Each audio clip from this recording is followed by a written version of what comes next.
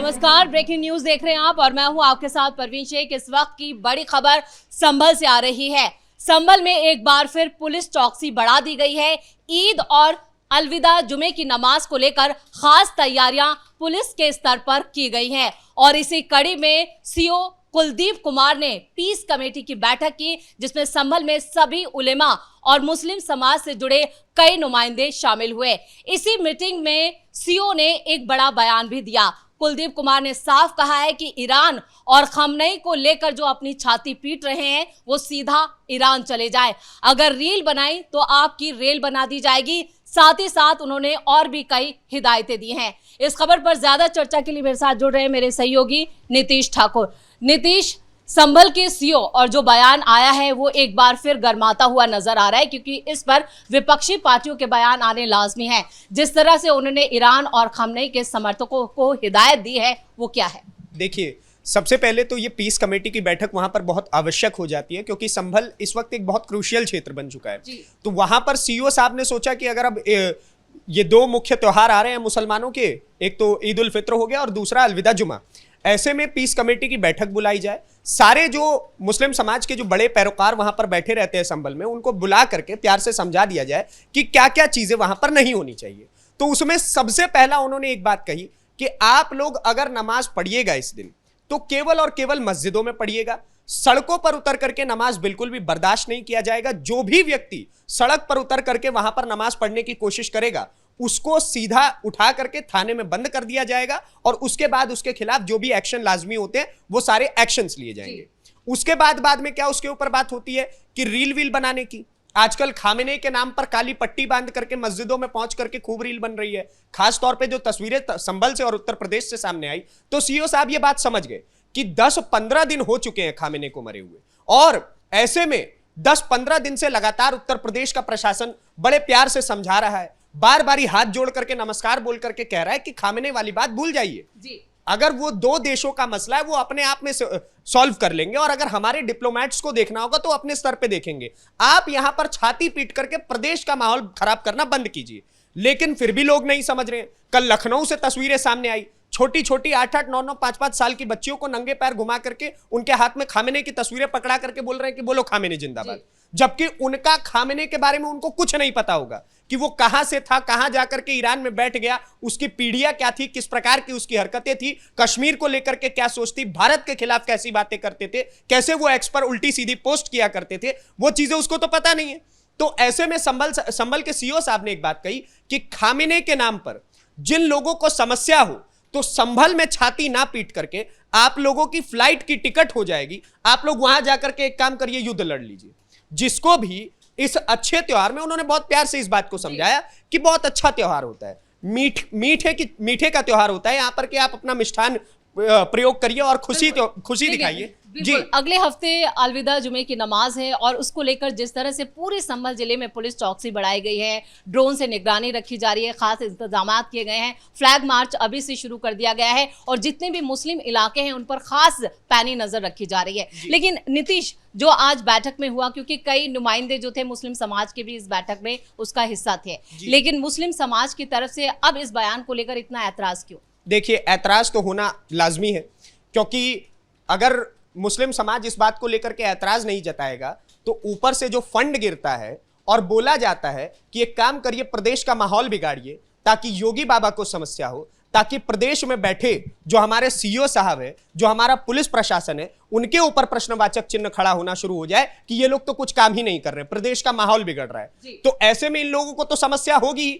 हालांकि सीओ साहब के मुंह पर इन लोगों ने कुछ नहीं कहा, उस समय पर हाथ जोड़ के केवल ये कहते रहे जी साहब जैसा कहेंगे वैसा होगा। लेकिन समस्या की बात तो यहां से शुरू होगी कि अब वहां से संभल से जो सांसद हैं वो अब रोना चीखना चिल्लाना शुरू करने वाले हैं थोड़ी देर में। देखिएगा 100% वो कोई ना कोई पोस्ट करेंगे। जियाउर रहमान वर्ग के अक्सर विवाद, जब भी किसी तरह की इस तरह की हिदायत या मुस्लिम समाज से जुड़े नई गाइडलाइंस आती है तो उनका बयान आना लाजमी है। लेकिन नीतीश, यहाँ पर शाही जामा मस्जिद का हम जिक्र जरूर कर लेते हैं, क्योंकि वहां पर जो अलविदा की नमाज है, खास तौर से ये हिदायत दी गई है सड़क पे नमाज नहीं पढ़ी जाएगी, मस्जिद के अंदर ही आप नमाज अदा करें। लेकिन नमाज को लेकर जो ये गाइडलाइंस दी गई है उसको लेकर भी सवाल उठ रहे हैं कि अक्सर जब भी मुसलमानों का कोई त्यौहार आता है तो उन पर ही क्यों इतनी पाबंदियां थोपी जाती हैं? क्या ये सिर्फ एक खास समुदाय के लिए है?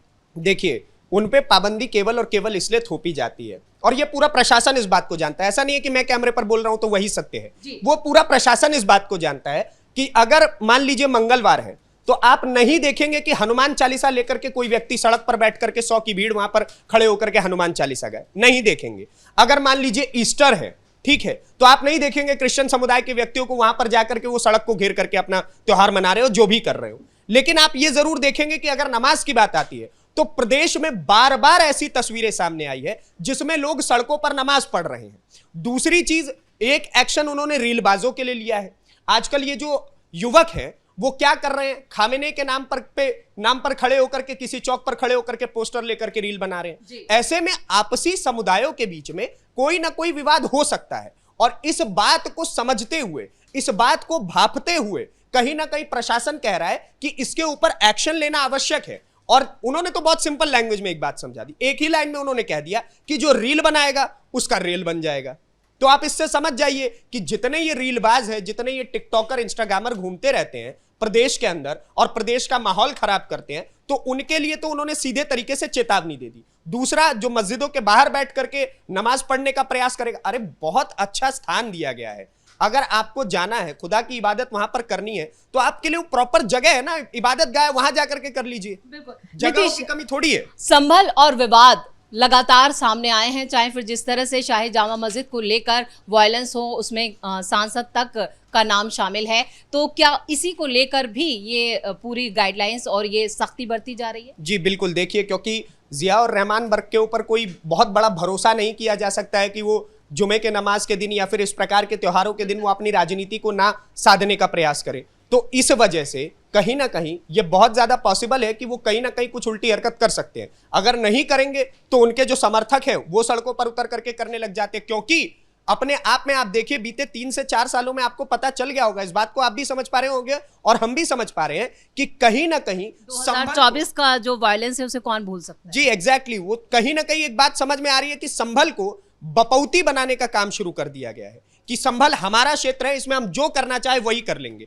तो इस वजह से वहां पर इससे पहले जो संभल के सीओ रहे अनुज चौधरी जी, उन्होंने भी बहुत बेहतरीन तरीके से संभाला, उन्होंने भी ठीक तरीके से नट को टाइट कर दिया है। अब ये आए हैं तो ये भी उस दायित्व को समझ रहे हैं कि इतने लंबे समय से अगर संभल को संभाला गया था ठीक तरीके से, तो ये मेरा भी दायित्व है कि अब मैं इस क्षेत्र को कहीं ना कहीं कम्युनल हार्मनी में ना जाने दूं। तो इस वजह से इस प्रकार के एक्शंस, इस प्रकार के तीखे बोल, जिससे कि कुछ होने से पहले ही लोग समझ जाए कि अगर हमने कोई उल्टी हरकत करी तो ऑब्वियसली प्रशासन हमारे खिलाफ एक्शन लेगा, ये इतनी स्मूथली चीजें नहीं चलेंगी।